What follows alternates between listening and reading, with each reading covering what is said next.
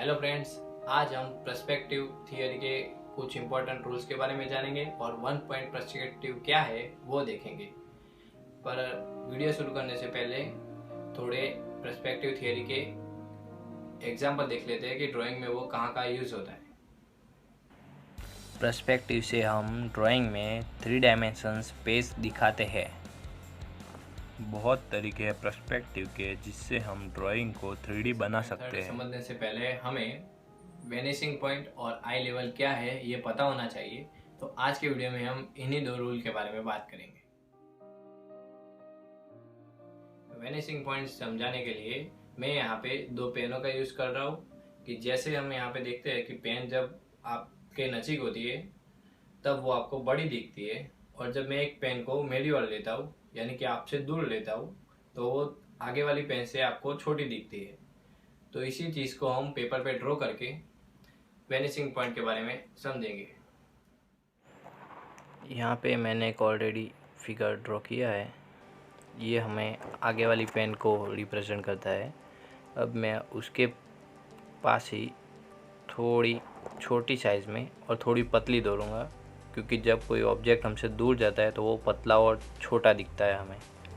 अब हम इन दोनों लाइंस के ऊपर के पॉइंट्स को जॉइंट करके एक लाइन ड्रॉ करेंगे।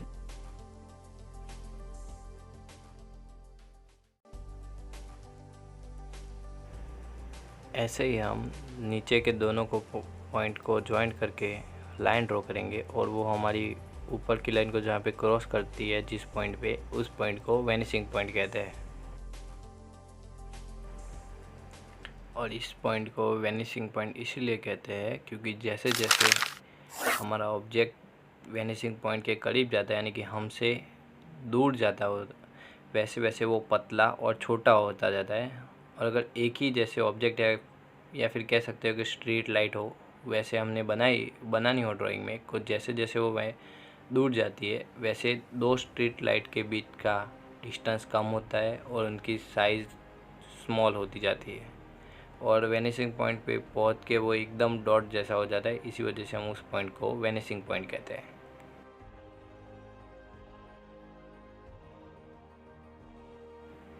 आई लेवल का मतलब होता है हम ड्राइंग को किस एंगल से देख रहे हैं।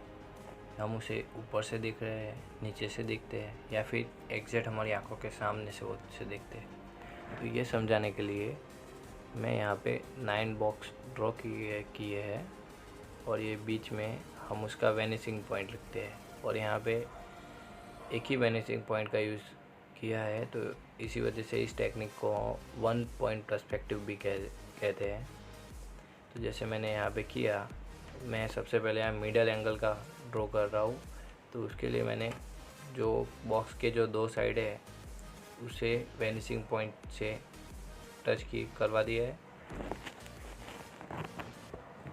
क्योंकि हम यहाँ पे दो साइड के बॉक्स जोड़ रहे हैं तो हमें दोनों बॉक्स की एक एक साइड दिख रही है। तो उन साइड के मार्जिन को रैंडमली हमें देखना है कि वो कितनी होती है, जिस हिसाब से एक वर्टिकल लाइन उन दोनों पॉइंट्स को जॉइंट करके बनानी है। तो इस वाले एंगल को हम मिडल एंगल भी कहते हैं, जो एकदम हमारी आंखों के सामने होता है। अब हम इसी तरह से बॉक्स नीचे वाले 3 बॉक्स के सभी पॉइंट्स को जो डायरेक्टली वेनिशिंग पॉइंट के कनेक्शन में दिख रहे हैं, उन सभी को लाइंस के थ्रू जॉइंट करेंगे। इसी तरह से ऊपर के तीनों बॉक्स के जो पॉइंट है जो डायरेक्ट वेनिशिंग पॉइंट से ड्रॉ हो सकते हैं, उन सभी पॉइंटों को भी हम जॉइंट करेंगे, और बिल्कुल नीचे की तरह ही ऊपर भी सभी बॉक्सों को दौड़ेंगे। अब यहाँ पे मैं सभी बॉक्सों को जस्ट आउटलाइन दे रहा हूँ जिससे वो फाइनल हो जाए। और एक बात ध्यान में रखने वाली बात यह है कि जब हम वन पॉइंट मेथड यूज़ करते हैं तब हमारे सामने सिर्फ बॉक्स की एक ही साइड है, यानी कि हम कोई भी ऑब्जेक्ट को भी वन पॉइंट मेथड तभी लगा सकते हैं जब कोई ऑब्जेक्ट की एक साइड हमारे बिल्कुल सामने हो।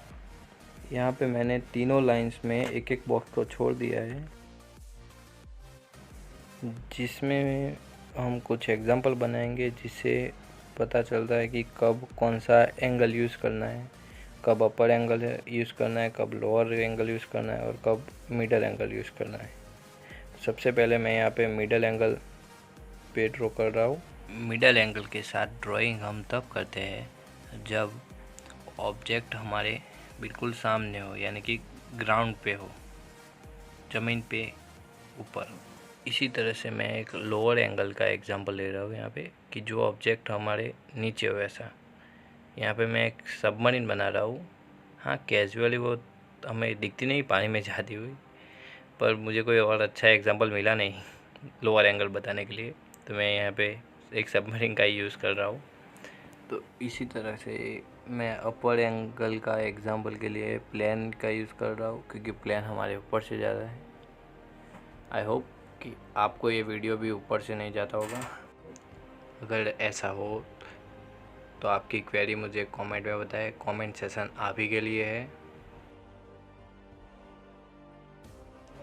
तो फ्रेंड्स, आज हमने देखा आई लेवल के 3 टाइप होते हैं। एक अपर, जिसमें ऑब्जेक्ट होता है वो ऊपर होता है, यानी कि कोई प्लेन जा रहा है, बर्ड जा रहा है, वो सभी अपर एंगल में, अपर एंगल पर्सपेक्टिव में ड्रॉ होते हैं। और जब कोई ऑब्जेक्ट हमारे बिल्कुल सामने या फिर ग्राउंड पे कह सकते हैं कि कोई आदमी हमारी ओर आ रहा है, या फिर हम खड़े हैं और सिटी के लैंडस्केप को देखते हैं, तो वो सभी मिडल एंगल में ड्रॉ होते हैं। और जो ऑब्जेक्ट हमसे नीचे दिखते हैं, यानी कि हम कहीं पे हाइट पे खड़े हो और नीचे देख रहे हो, या फिर पानी में मछली को देख रहे हो।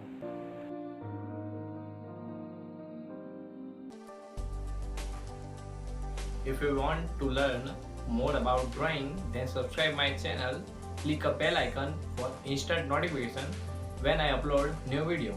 Thanks for watching.